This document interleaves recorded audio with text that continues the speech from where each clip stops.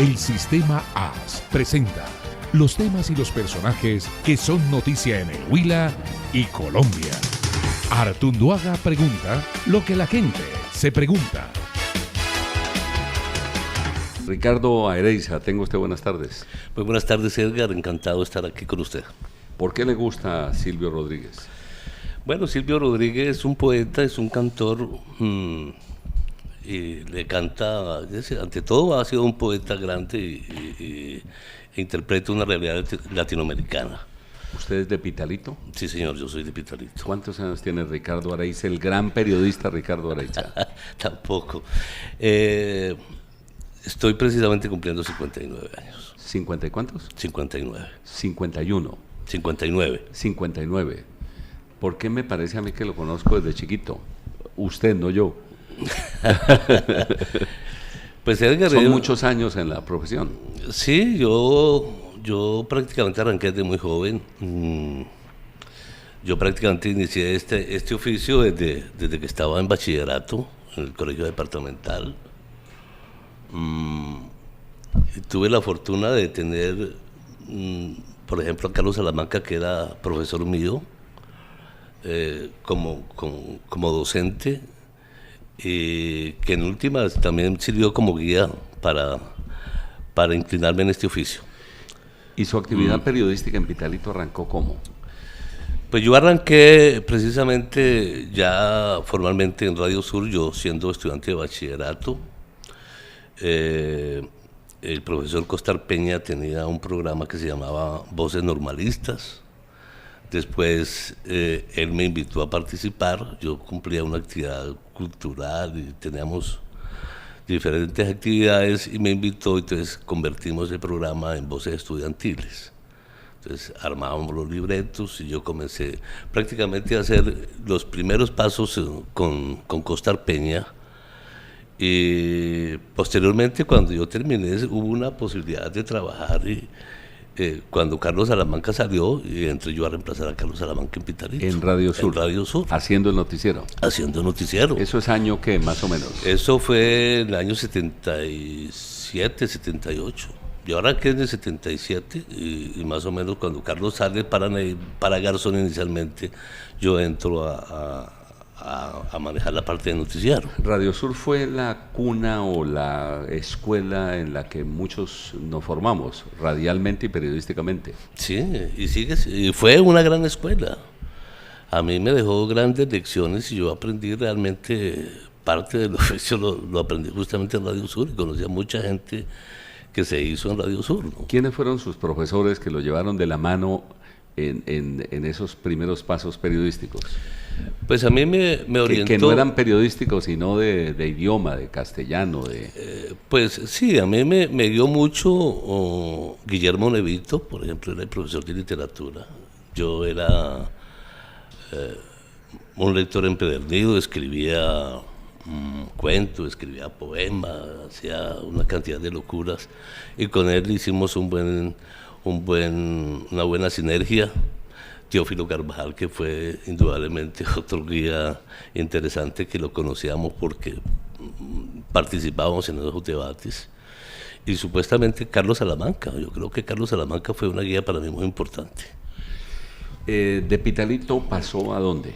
¿De Radio Sur pasó a dónde? Yo pasé a Radio Neiva precisamente con Carlos Salamanca. Nosotros hicimos con Salamanca, yo manejaba parte de Radio Sur, y con él se hizo en ese momento una locura que también fue muy innovadora en ese momento, que fue una cadena, ¿no? Montábamos en cadena el noticiero que era Neiva, Garzón y Pitalito. Era Radio Neiva, era Radio Garzón y era Radio Sur en Pitalito. 3 emisoras AM muy importantes en la época. En la época, y eso fue innovador porque se tenía cobertura.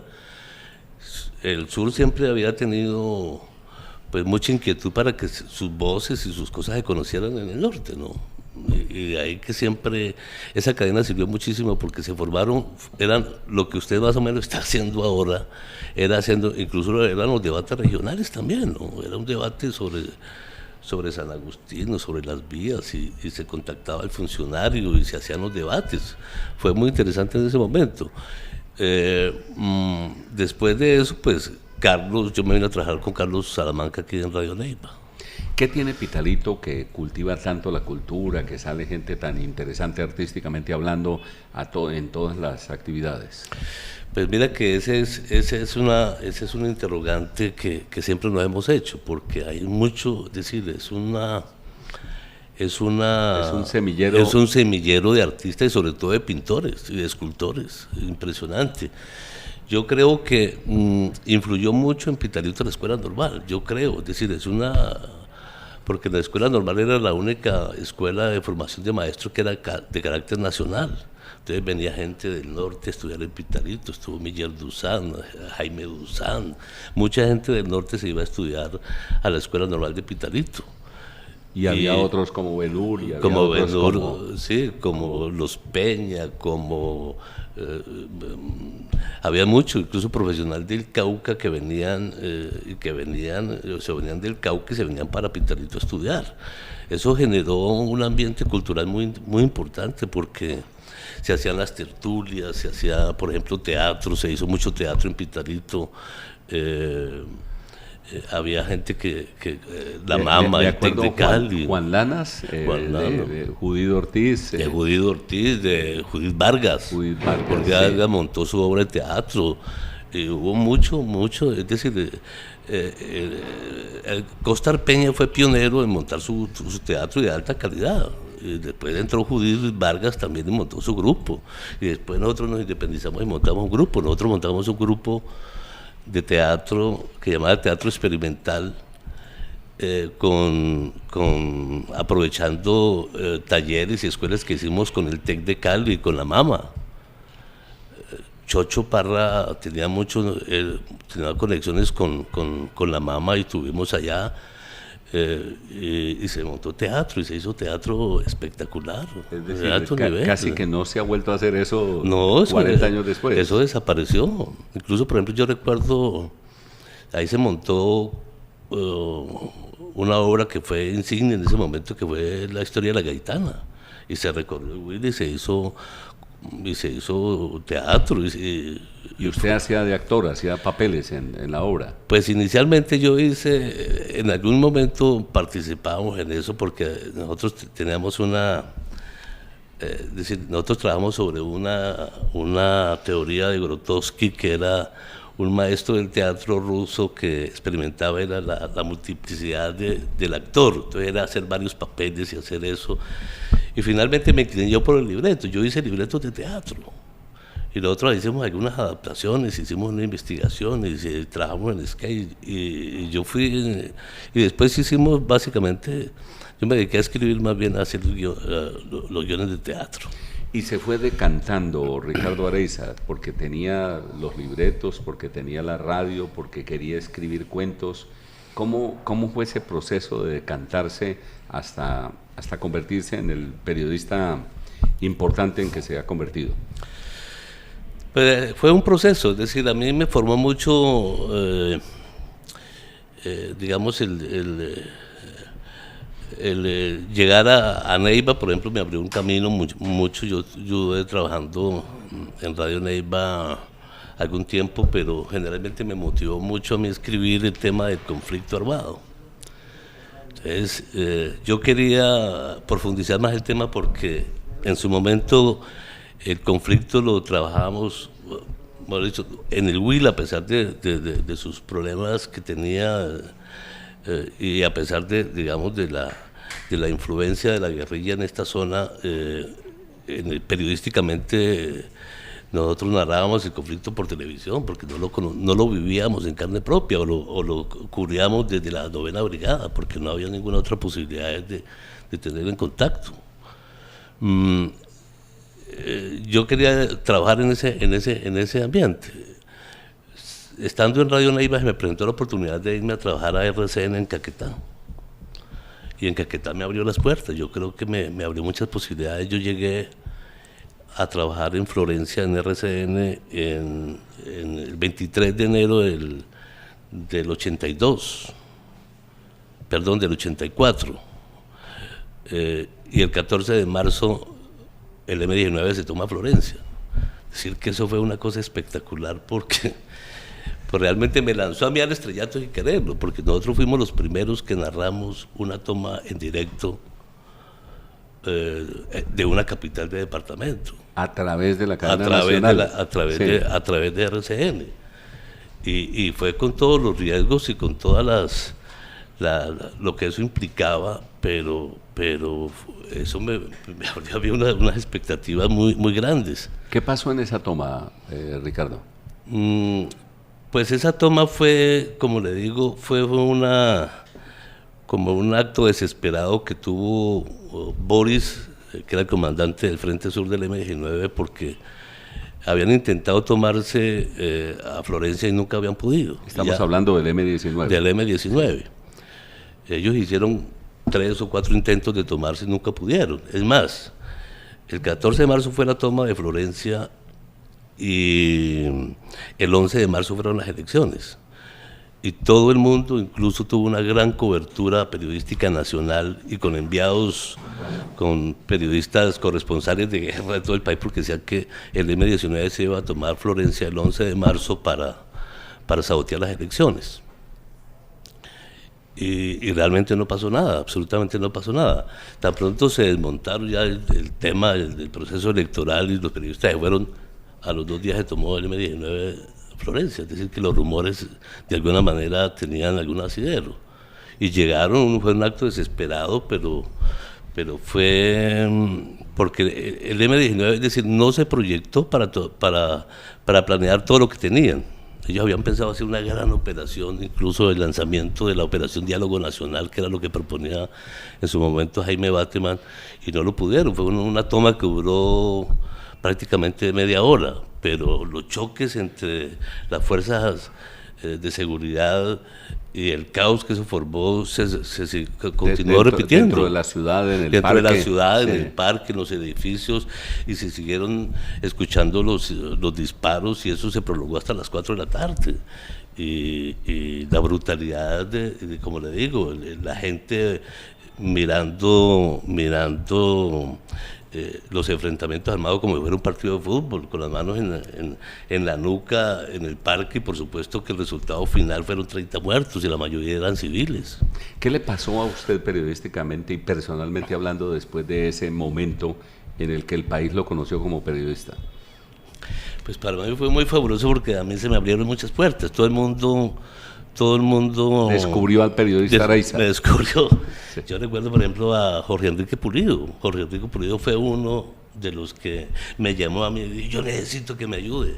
Y él me mandaba el camarógrafo, diga más o menos. Yo nunca había hecho televisión, nunca había hecho nada, y sin embargo él me daba las pautas. Me decía: yo le mando el camarógrafo, vaya y haga esta nota y pregunte esto y haga que yo le armo. Entonces después yo narraba la historia. El mismo RCN, yo fui en su momento para RCN, en su momento, por lo menos en la cadena me destacaron mucho. Ahí sacaron 5 periodistas para una promoción de RCN y entre esos clasifiqué yo, por ejemplo. ¿Sí?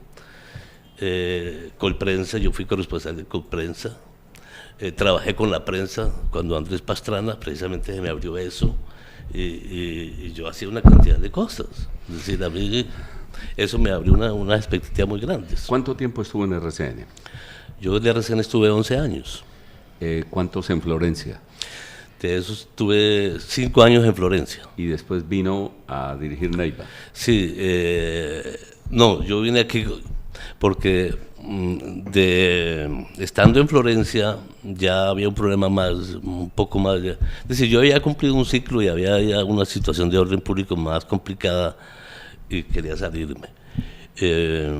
Y seguramente estaba amenazado, y seguramente la situación para usted no era fácil. Pues no es tanto amenazado, yo nunca he sentido miedo, yo nunca tuve miedo por eso, sino que ya había una situación complicada porque era la etapa en que comenzaba a llegar los paramilitares, es decir, los que entrenó Gacha en su momento, Jair Klein y todo eso, porque esos se formaron en la parte del Caquetá.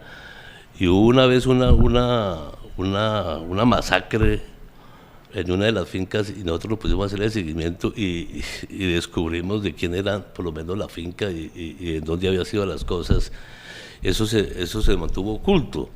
El sacerdote de San Vicente, él conoció el tema y él se fue, hizo una misa por los muertos y nosotros contactamos la historia. Entonces yo me puse a hacer el seguimiento y después me mandaron razón que por favor no fuera a mencionar nada de eso, que los perjudicaba. Yo dije eso ya, aunque no es una amenaza, es una advertencia que a mí no me sonó, sobre todo que cuando yo salí ya habían matado 3 periodistas. Habían matado dos y a Fernando Bamón lo habían matado. Entonces, yo... Estaba alertado, pues. Sí, ya estaba alertado y salí. Entonces, de Caracol yo me venía a trabajar a Caracol. Cuando RCN se enteró que yo ya estaba hablando con Caracol, entonces me trasladaron para Neiva, porque ellos no querían soltarme, no me querían dejar ir de Florencia. Entonces, por todo el mundo, y me mejoraron y me arreglaron, pero yo ya tomé la decisión de salir. Entonces, eso, y me vine a trabajar a RCN en Neiva, pero ya como apoyo. Es decir, yo, el director acá era José Ignacio Valencia, que también es de Pitalito, y con él trabajamos. Ya cuando José Ignacio tuvo otras opciones, entonces yo asumí la dirección de RCN acá en Neiva. ¿Cuánto tiempo estuvo cargándole ladrillo a Valencia? Yo no recuerdo, ¿no? ¿Varios años? Sí, varios años. Porque es decir, él después salió para HJ 2 años, creo yo. Más o menos 2 años. Sí, y entonces ahí redondeó sus 11 años en RCN. Sí, yo trabajaba ahí hasta que nació La Nación, precisamente. ¿Y usted pensaba, Ricardo Areiza, que lo suyo era la radio? ¿Que eso era su medio? ¿O seguía pensando en escribir, en pues dedicarse al tema? Pues realmente la radio me fascinó porque esta es una pasión.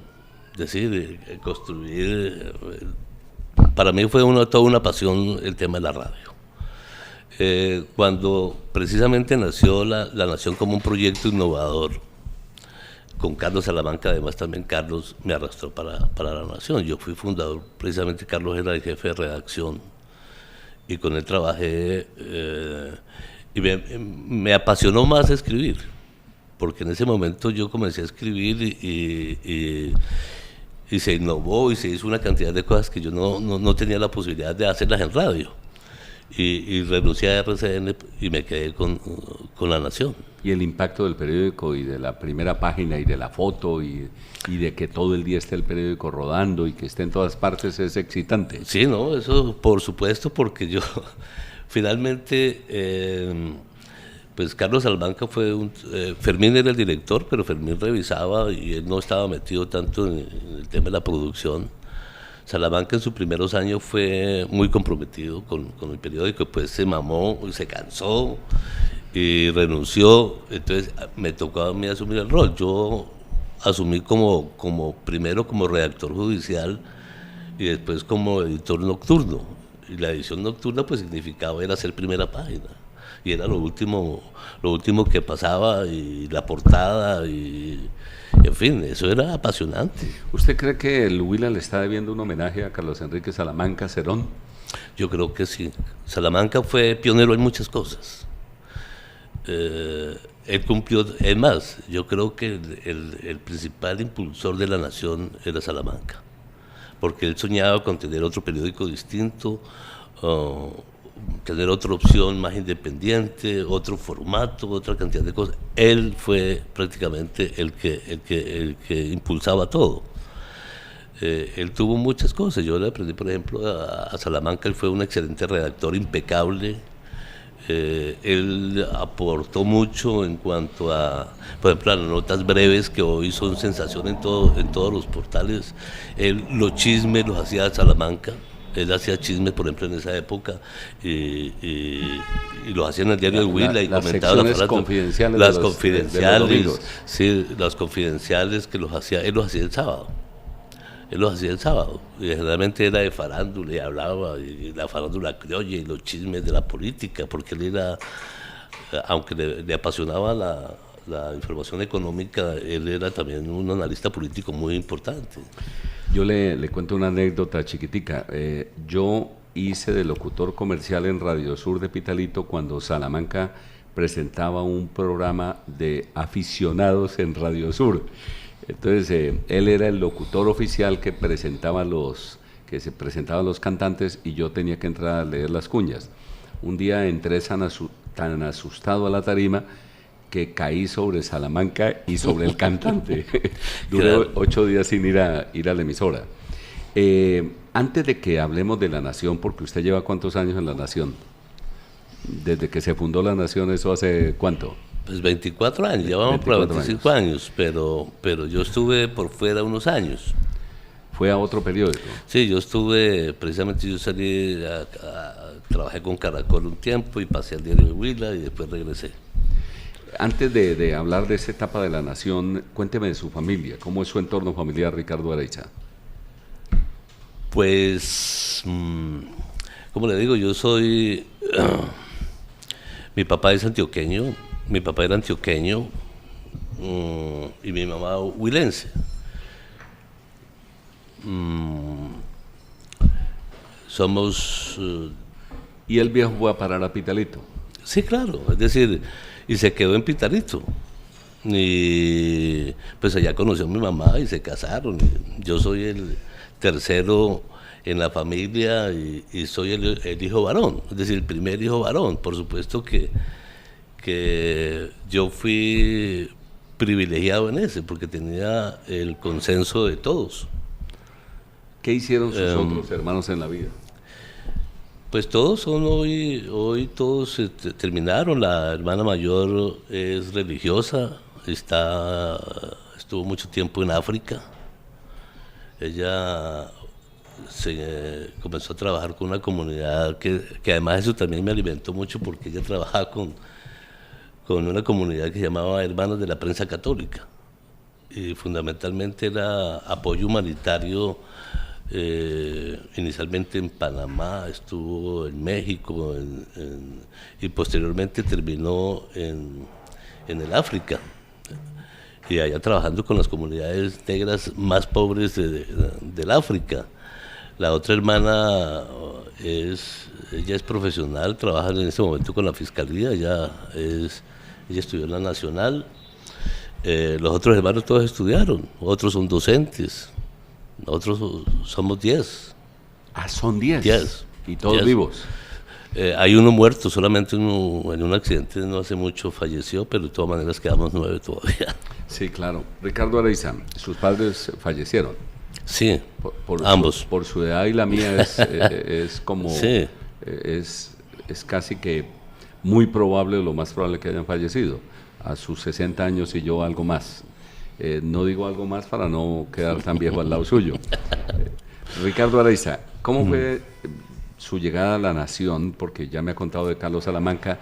Yo no me acordaba bien que habían llegado con Fermín Segura.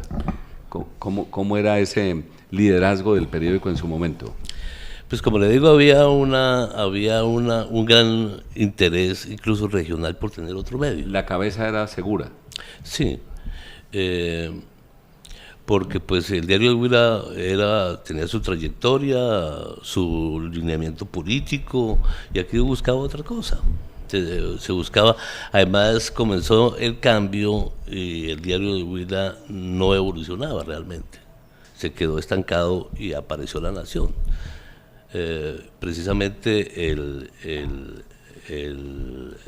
se buscaron unos empresarios, Jesús Oviedo era uno de ellos, o buscaron otros empresarios. El aporte, como le digo, periodístico lo hacía Fermín Segura, que fue prácticamente el director, el pionero en eso con Carlos Salamanca. Carlos Salamanca entró como jefe de redacción, pero el accionista era Fermín Segura. Y así arrancó el periódico, es decir, ellos montaron el periódico. Ah, Fermín fue accionista del periódico. Sí. En una proporción determinada. Sí, él entró, no aportando como plata, pero sí su trabajo intelectual y su experiencia. ¿Cómo se llama eso? Socio industrial. Industrial. Sí. Él entró como socio industrial. Y hasta que se retiró. Y le dieron su plática de hasta luego. Sí, exactamente. ¿No? Y siguió, y Salamanca, pues Salamanca tenía, porque él siguió haciendo su programa de radio, que fue innovador además, porque él fue el primer noticiero en FM que lo montó Salamanca. ¿En dónde? En Radio Colosal, en Colosal Estéreo. Ah, sí, señor. Sí, él montó y fue antes era solamente las emisoras en FM, simplemente transmitían solo musicales. Solo musicales, y él entró a innovar y fue impactante. Después en Radio Futuro, Carlos Salamanca hizo, entonces él tenía su programa radial, nunca lo abandonó, a pesar de las jornadas durísimas que hubo que hacer, porque montar la Nación fue muy difícil en su comienzo. Entonces, ediciones que terminábamos muy tarde y Salamanca salía del periódico sin dormir y se iba a hacer su programa de radio. Y después volvía y todo el trajín, y él terminó prácticamente agotado. Entonces duró no descansaba. Es decir, lo que veo es que se reventaron trabajando, claro, que es un término muy de nuestro argot, claro. Tanto Segura como Salamanca. ¿Y usted cómo sobrevivió? Pues yo sobreviví porque inicialmente, es decir, yo trabajaba medio tiempo. Después, cuando fue pasando eso, que me fue emocionando más el trabajo, yo renuncié a RCN y me dediqué tiempo completo a trabajar en el periódico. Y realmente en esto se requiere pasión y se necesita gustarle a uno el trabajo.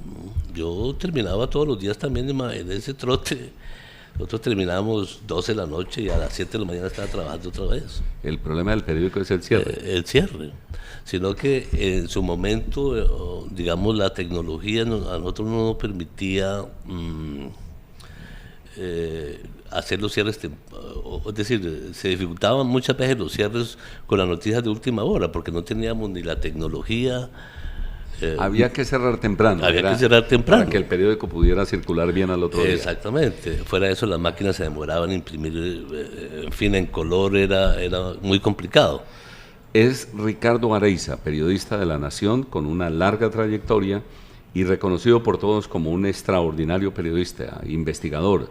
Yo le he echado varios piropos al aire repetidamente porque reconozco y admiro su trabajo profesional. Ya regresamos, seguimos hablando con él.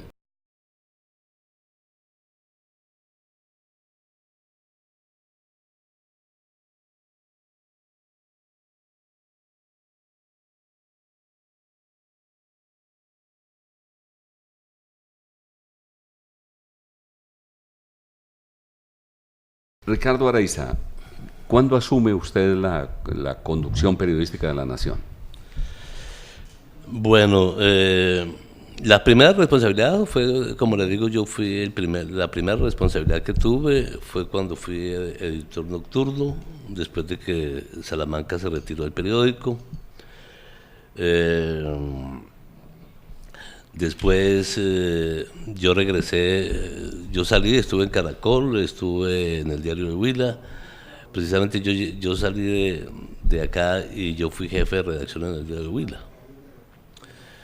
Eso me permitió desarrollar también otra experiencia más, y estando yo allá, pues de todas maneras se crearon unas condiciones para que regresara a La Nación, y regresé yo también como jefe de redacción. Eso fue alrededor del 2005. Es decir, usted se ha dado el gusto de dirigir los dos periódicos. Sí, afortunadamente. A nivel de reporteros.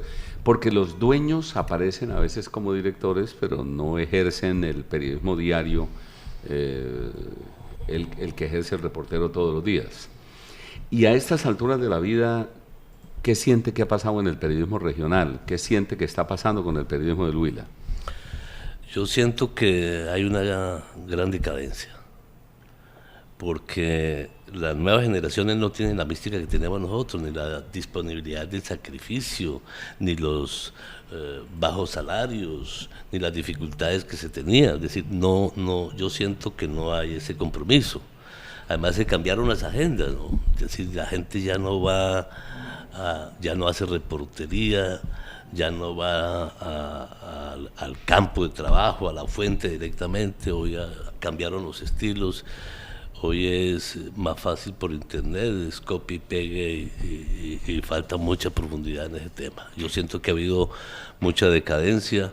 El Huila ha sido bandera de la radio, por ejemplo, y sin embargo la radio nuestra decayó totalmente. Ustedes le están dando un respiro de resurgimiento. Este experimento suyo es un retorno a esa profesión es decir, al medio, es la recuperación de la radio como medio informativo, como entretenimiento. Es decir, aquí prácticamente yo siento que nosotros hemos retrocedido desde el punto de vista. El Huila tuvo mucha fama de generar muchos de grandes hombres de radio, de locutores, de periodistas, y generalmente todo el mundo le abría las puertas cuando sabía que uno iba de acá, pero yo siento que eso se está perdiendo. ¿Por lo de las redes sociales o por que las empresas ya no tienen el mismo poder económico o sus dueños cambiaron, o por todo? Por todo, yo creo que es que ha habido muchas cosas, ¿no? Es decir, los dueños de los medios en su momento fueron generalmente responsables de que eso pasara, porque entonces era más fácil contratar a un personaje que llegaba con una grabadora y un contrato que contratar a otras personas, o simplemente vinculaban al periodista a través de la publicidad o a través de otras cosas. Entonces eso fue distorsionando de alguna manera, fue distorsionando el medio laboral, pero adicionalmente la influencia de las redes también marcó una pauta, porque hoy es más fácil hacer una entrevista enviando las preguntas y que se las responda por internet que entrevistar directamente al personaje, o es simplemente buscar por internet sin confirmar muchas veces las fuentes. Entonces eso ha estado debilitando mucho el tema del ejercicio, ¿no? Quizá también otro elemento es el que los medios nacionales se fueron tomando la radio. Ese es otro tema. Y sobre todo, particularmente en el Huila, eso ocurrió. Es decir, la radio regional prácticamente estaban desapareciendo. Aquí quedan muy pocas emisoras que quedaron. De todas maneras, las grandes cadenas se apoderaron de los medios. Eso también influyó. Entonces ya le dan un pedacito a Caracol o a RCN o al periodista que es corresponsal. Entonces eso también terminó. Entonces uno terminaba haciendo noticieros de 10 minutos.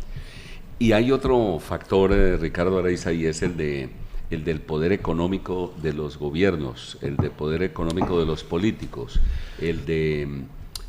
relacionado con la pauta de que usted hablaba. Si el periodista llega con una grabadora y un talonario de venta en el otro lado, pues tendrá que hacer lo que le diga el funcionario. Y algunos gobiernos convirtieron eso en herramienta para manipular. Hoy el periodismo del Huila, pienso yo, que no es muy independiente. ¿Qué criterio tiene usted? Pues eso es cierto. Es decir, hoy no hay una clara independencia de los medios, muy poco. Es decir, el medio independiente no hay en este momento que uno pueda decir que tiene la posibilidad de subsistir sin necesidad de la pauta. ¿De la pauta oficial? De la pauta oficial, generalmente. Y desafortunadamente ellos han puesto la agenda, siempre ponen la agenda y de ahí que no les interese otros temas sino la parte oficial, ¿no? Es decir, los noticieros o la radio incluso los medios de televisión viven del boletín de prensa que sacan las entidades públicas, ¿no? Y los periodistas nos quedamos poniéndole el micrófono al gobernador, todo el mundo, alcalde, al secretario, etcétera, etcétera. ¿Es como la necesidad de que nos desprendamos un poco de la agenda oficial? Pues yo creo que ese es el reto, ¿no? Es decir, ese es el reto, y el periodismo tiene razón de ser en la medida en que los funcionarios públicos no son la fuente, sino que es la contraparte. Es decir, es la persona que hay que pedirle cuenta, y no al contrario, ¿no? Es decir, yo creo que se han invertido los papeles, y de ahí que el tema de la sociedad civil, en nuestro caso, es tan floja porque nosotros no hemos aprendido a construir ciudadanía, no hemos podido construir opinión pública, porque nos quedamos solamente repitiendo el discurso del funcionario de turno. Y además que ellos mismos alimentan la posibilidad de que eso de que no aparezca. Yo siempre he creído que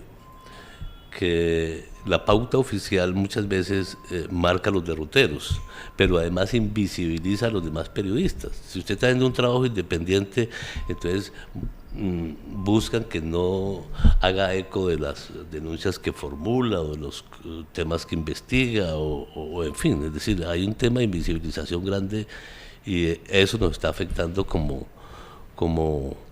periodistas en la necesidad de construir opinión pública, ¿no? ¿La corrupción es el mayor problema que tiene el Huila y enfrente el periodismo?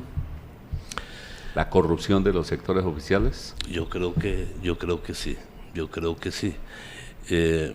Nosotros estamos obsesionados, que es lo que yo siempre he creído, obsesionados con la guerra. Aquí todo era culpa de las FARC, todo era parte del conflicto armado, todas las explicaciones de lo que pasaba era relacionado con el conflicto armado. Se desmovilizan y ¿qué encuentra uno? Hombre, que habían otros males que estaban invisibilizados por el tema del conflicto, entonces nos dejaba ver otra realidad.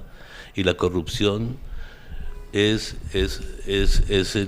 uno de los factores, la violencia intrafamiliar, el tema de la delincuencia común, pero la corrupción es, en el caso nuestro, es a gran escala y no hay posibilidades de contenerla. Es decir, aquí lo poco que se habla de corrupción es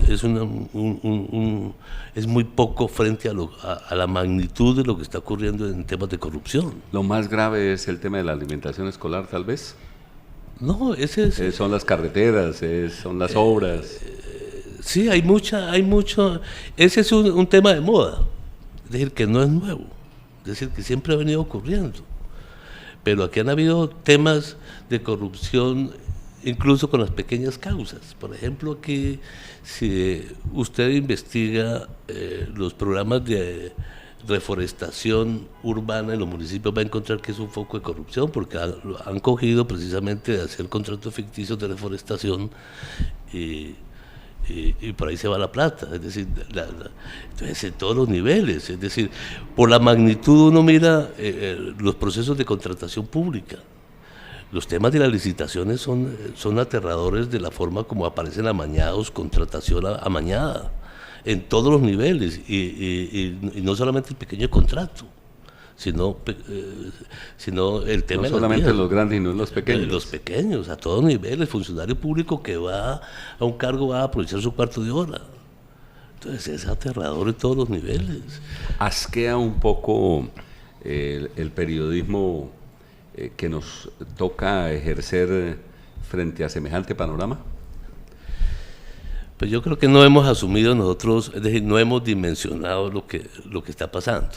Y muchas veces muchos prefieren la autocensura o hacerse los locos o no profundizar, porque realmente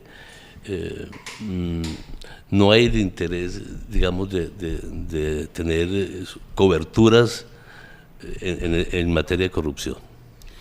¿Los medios, los dueños de los medios apoyan el trabajo periodístico de investigación y denuncia sobre corrupción? ¿O sus intereses también los limitan? Hay limitaciones, es que, como le digo, eso hay un interés, por un lado, en apoyarlo, pero en la práctica hacer trabajo de investigación requiere esfuerzo, requiere tiempo, requiere dinero y requiere inversión. Los medios no están dispuestos a hacer eso, entonces prefieren más bien ponerle unidad investigativa porque es uno el que trabaja, no es el equipo. Y eso cuando es uno, por lo menos. Cuando es uno. Sí. Ahora, independientemente, siempre hay intereses, personajes que pueden ser intocables. Por más que quieran, siempre hay personajes intocables. Los gobernantes de turno, por ejemplo. Unas veces, no tanto el funcionario, incluso los políticos. Yo creo que son más peligrosos los políticos que los mismos funcionarios, ¿no? Es decir, porque el político es el que direcciona, el que pide la cabeza, el que habla, el que... en fin, es decir, es más peligroso el político en ejercicio. Es más temerario con el periodista. Con el periodista, porque entonces ellos son los que ponen y piden cabeza. Se mueve por arriba, se mueve en Bogotá, por viaja, viene. Por todo lado. Es decir, ese es el peligro. Ese es el verdadero peligro. ¿Usted le piensa que es más peligroso un senador o un representante perverso que un gobernador o un alcalde en las mismas circunstancias? Sí, el alcalde o el funcionario público es transitorio, por ejemplo, es transitorio y puede ejercer un poder o alguna influencia mientras ejerce el cargo. Después aparece y nosotros seguimos siendo periodistas. Ellos fueron funcionarios y no es tan peligroso. El político que sigue, el político profesional es el que instiga, es el que permanente que instiga. Una vez le pregunté a Daniel Coronel, o le dije a Daniel Coronel, bueno, usted que escribe en semana y tiene un noticiero Noticias 1 y que habla en Miami, porque usted sí puede hacerse sentir y tumbar funcionarios. Y me dijo, no son muchos los que he podido tumbar. ¿Esa misma impotencia la siente usted? Sí, por supuesto, porque es decir, todos los medios tienen un interés y los medios no se sostienen por obra y gracia del Espíritu Santo. Entonces ahí siempre hay inclinaciones, hay favores. No se sostienen por la circulación, ni por la audiencia. Ni por la audiencia. Dice, muchas veces hay circunstancias que eso lo permiten. Ha habido casos, por ejemplo, que son personajes intocables y no los puede uno tocar. Yo incluso, yo recuerdo que mi primera etapa en La Nación terminó justamente por eso, porque me vetaron. Había una información que estaba manejando y el personaje se opuso y preferí retirarme. Cuando me colgaron y me censuraron, aparte me retiré.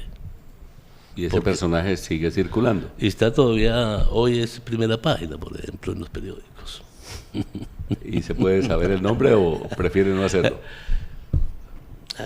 Ya que nos metimos en eso, saquemos un nombre por lo menos. No, hay muchos personajes, incluso en la vida política que están ahí. Y funcionarios. Sí. Por ejemplo, en estos días yo dije que había un empresario de modelos que abusaba de ser empresario y llevaba a la cama y filmaba a muchas de esas jovencitas. Y no dije el nombre. Después me arrepiento, he debido decir el nombre porque yo lo sabía, había visto la cara del sujeto. Nos autocensuramos los periodistas preocupados por la demanda, preocupados por el enfrentamiento, preocupados por nuestra seguridad. Sí, ese es el otro mal que tenemos. Voluntaria o involuntariamente lo hacemos, pero más creo que voluntariamente. La autocensura es otro de los problemas, muchas veces por el acoso judicial. Porque es que hoy usted, así tenga la razón y tenga la documentación, usted es víctima del acoso judicial. Entonces usted lo demandan y le ponen una tutela y lo ponen así finalmente fallen en favor, pero lo ponen a voltear y eso tiene costos y eso tiene un desgaste. Yo fui víctima, por ejemplo, de un acoso judicial por una cosa intrascendente que fue el caso de la elección de cuando el fiscal, cuando Saidi Mora, que fue secretaria general de la Fiscalía, ¿sí? Y todo lo que sacó la semana y todo lo que sacaron los medios nacionales, yo hice una nota, un resumen de eso y terminé yo demandado por injuria y calumnia. Y se me vino el fiscal con todo el poder a acusar con todo. Es decir, yo fui víctima incluso el fiscal general de la Nación, que era Iguarán en ese momento, se vino y dirigió personalmente un proceso contra Saidi Mora, conmigo por eso. Sí. Y afortunadamente logramos traer a los personajes que fueron. Y yo creo que el brujo, este brujo de la Fiscalía... Martín, Armando Martí. Armando Martí. Incluso logramos traerlos. Y cuando yo le pregunté a ellos, le dije a Martí, ¿usted cree que, porque decir que el perjuicio, porque ellos decían que era un tema de injuria y que la deshonra la habíamos provocado con él? Yo le dije, ¿usted cree que La Nación, la publicación de La Nación, lo afectó a usted? Dijo, no, yo no conocía a La Nación.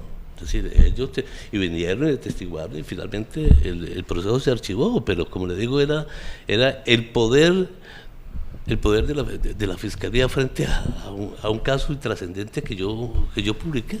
Sí, de eso sé yo que he debido atender unas 50 denuncias penales por injuria y calumnia en el Huila. Y las he ganado todas afortunadamente, pero ¿qué tal si hubiera perdido una? Claro. Pues me había llevado el diablo económicamente, porque, Sí, porque después porque viene eso. Por eso, es decir, no solamente es el tema penal, sino que lo que están recurriendo ahora abogados, que es decir, Es un proceso civil para reparación. La reparación de... Claro, eso es lo más complicado, porque bueno, pues si uno, por decir la verdad, se va a la cárcel, pues yo creo que uno con gusto se va, pero que de todas maneras se meta con su patrimonio familiar que ha conseguido con esfuerzo es muy difícil, ¿no? Entonces ya uno lo piensa mucho más bien. Pero usted sigue dando duro, usted sigue investigando, sigue denunciando. Por ejemplo, lo he visto con esto del estadio, ha sido fuerte, y con otros hechos de corrupción ha sido fuerte. Pues como le digo, esos son temas que a mí me apasionan, y yo no renuncio a eso.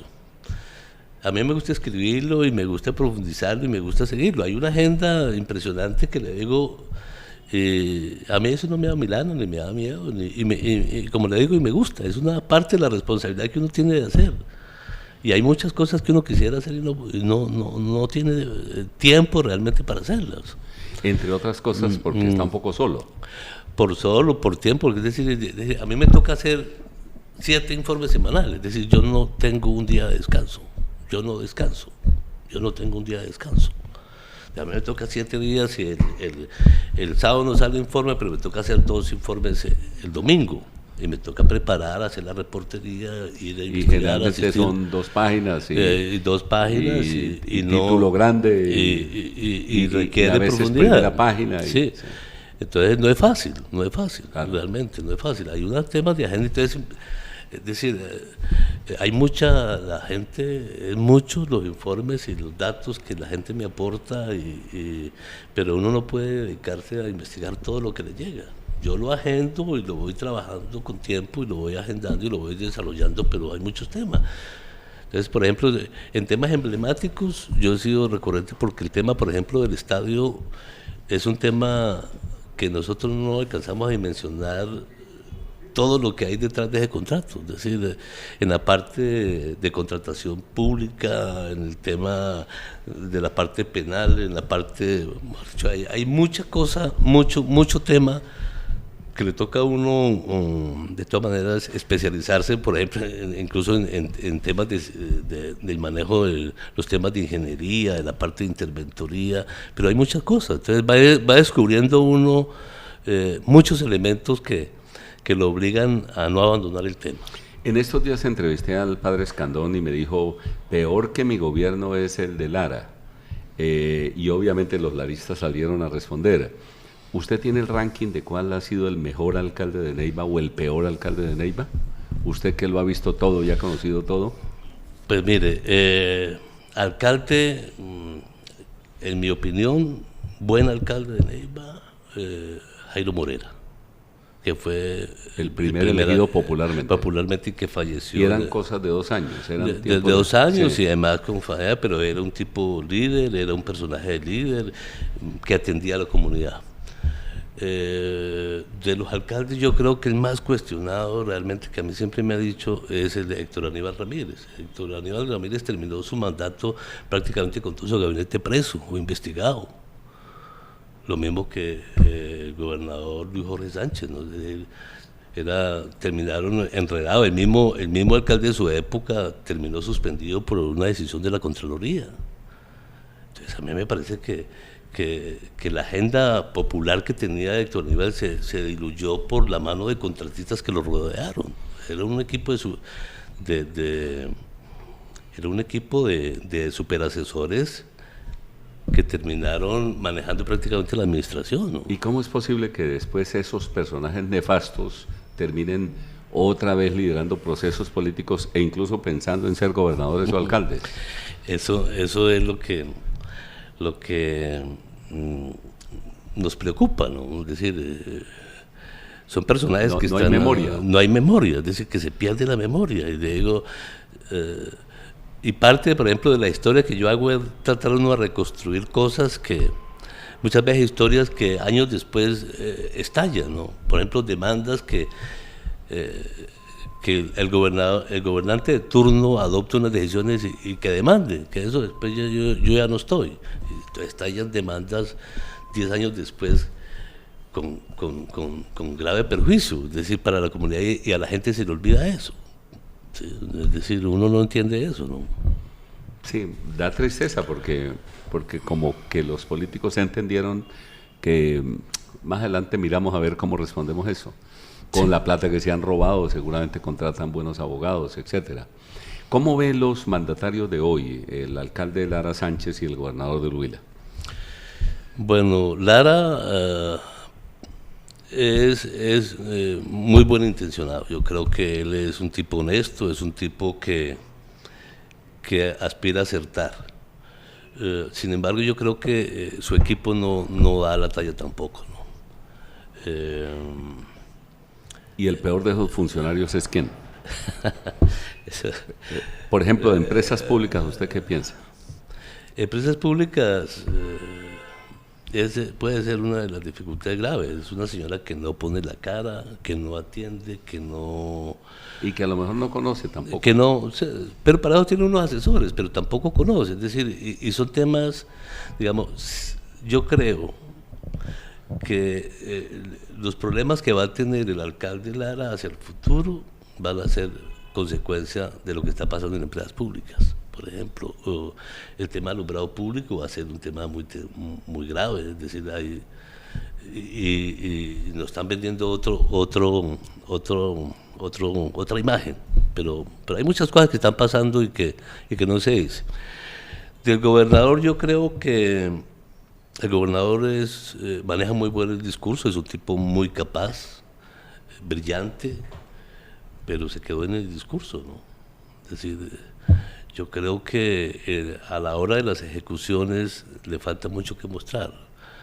Yo siempre digo, cuando me preguntan de ese tema, que al gobernador lo salvó el Quimbo, ¿no? Porque su discurso ambiental que cala en las comunidades del Huila, pues le ha permitido ocultar otras cosas. Es un tipo muy conciliador, ¿no? Le da miedo también seguramente tomar decisiones. Los cambios en su gabinete, por ejemplo, han sido esporádicos y de bajo perfil, pero están ocurriendo y le renuncia el funcionario y no es capaz de aceptar la renuncia, o comete una barbaridad y no lo saca. Entonces yo creo que en términos de ejecución va a haber mucha dificultad. ¿Qué hacemos con el periodismo regional? ¿Cómo hacemos que surjan figuras que nos reemplacen, Ricardo Araiza? Yo creo que hoy el reto grande es la universidad. Yo creo que la universidad tiene que repensar el proyecto, el proyecto, porque estamos sacando comunicadores con otro perfil, totalmente distintos, son organizacionales, son dedicados a otras ramas, pero no al periodismo en sí mismo. Y nacen con unas expectativas y con unos perfiles supremamente distintos a lo que nosotros tenemos. De ahí que, por ejemplo, a mí me aterra que muchos de los jóvenes buenos que han salido, por ejemplo, de las universidades, terminan 1 o 2 años, conocen la realidad del ejercicio, las dificultades, y se retiran y terminan siendo docentes, por ejemplo. En la Nación hemos tenido dificultad que casi todos los muchachos han renunciado para convertirse en profesores de universidad. Docentes, entonces aprovechan las convocatorias, no, incluso docentes de escuela rural, por ejemplo, aprovechan las convocatorias. Maestros de escuela. Maestras de escuela, sí. Porque ellos salen y salen como profesores de idioma, o salen como otros, y se van a ejercer otros cargos porque el periodismo no fue su razón de ser. Y muchas veces en otras circunstancias, porque en el momento en que se presentan, ven que no, es decir, que no, el acceso es más fácil. Es más fácil entrar a una comunicación que entrar a ingeniería o estudiar a medicina. De muchas maneras es más fácil y después terminan y después buscando, ven que no es tan fácil hacer periodismo ni lucirse. Y terminan ejerciendo otras labores. Ricardo Araiza, se me acabó el tiempo y quiero darle las gracias. Esto es como si usted hubiera escrito todo el periódico. Le quiero darle las gracias por aceptar esta invitación y hablar de nuestra profesión y de su trabajo. Yo le quiero decir que desde hace mucho rato admiro su carácter y su trabajo periodístico. Muchísimas gracias por acompañarme. Bueno, Edgar, muchas gracias por su invitación. Yo difícilmente, como le digo, acepto. Yo soy muy malo para dar entrevistas. Me gusta preguntar mucho, pero soy muy malo para dar entrevistas. Pero le ha salido bien esta. Sí, y acepté el reto porque veo que la labor que están haciendo ustedes es un gran esfuerzo para recuperar un medio tan abandonado como está la radio en el Huila. Muchísimas gracias a los oyentes. Seguimos sintonizados. Buen día. De lunes a viernes, a la 1 de la tarde, los temas que interesan al Huila. Artunduaga pregunta lo que la gente se pregunta. 1 de la tarde, en la W 104.3 y las emisoras del Sistema AS.